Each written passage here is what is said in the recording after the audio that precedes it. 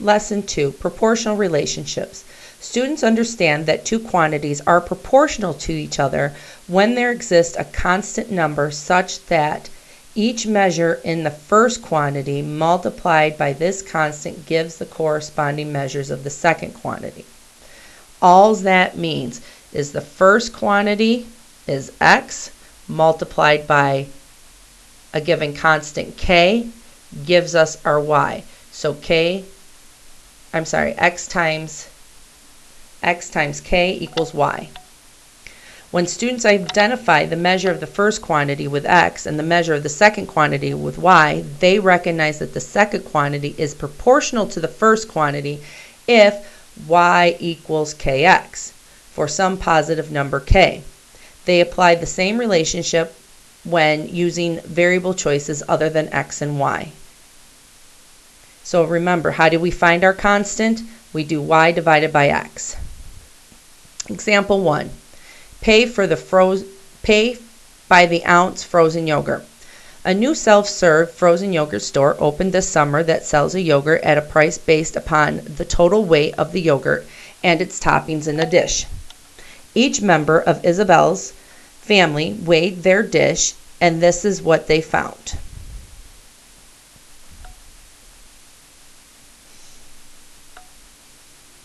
So our weight is our x and our cost is our y. So when we do 5 divided by 12.5, we get 40 cents. When we do 40 divided by 10, we get 40 cents. 2 divided by 5, we get 40 cents. And 320 divided by 8, we get 40 cents. So the cost is 40 cents per ounce.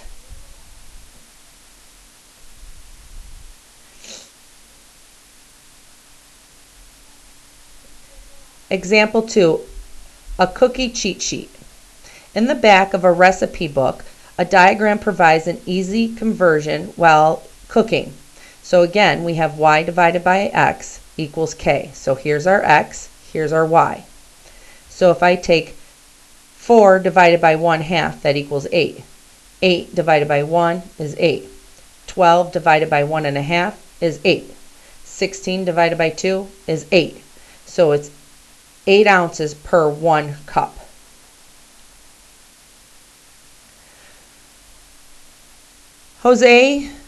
During Jose's physical education class today, students visited activity centers. Next to each station was a chart depicting how many calories on average would be burned by completing the activity.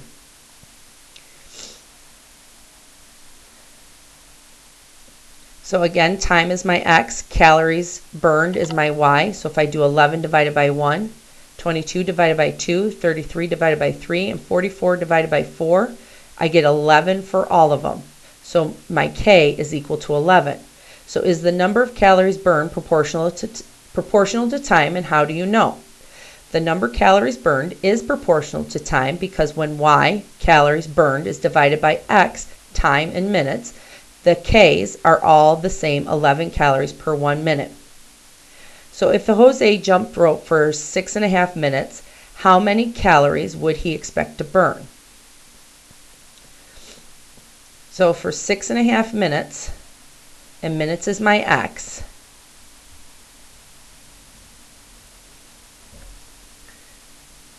so I have 11. I change these all to y's. So I have 11 calories in 1 minute equals x calories in 6.5 minutes. So now from here, I'm going to cross multiply. So I have 11 times 6.5 equals 1 times y, which is y. So y equals 71.5 calories in 6.5 minutes. The other way we can look at it is y equals k, which is 11, times x, 6.5. So I get y equals 71.5 calories. Please make sure both examples are in your notes. Example 3. Alex spent the summer helping out at his family's business. He was hoping to earn enough money to buy a new $220 gaming system by the end of the summer. Halfway through the summer, after working 4 weeks, he had earned $112. Alex wonders, if I continue to work and earn money at this rate, will I have enough to buy the gaming system at the end of the summer? To check his assumption, he decided to make a table. He entered in his total money earned at the end of week 1 and his total money earned at the end of week 4.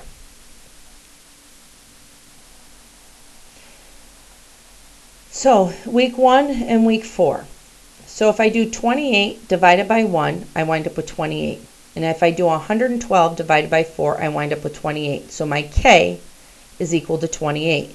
So if I do 0 times my K, so my X times my K gives me my Y.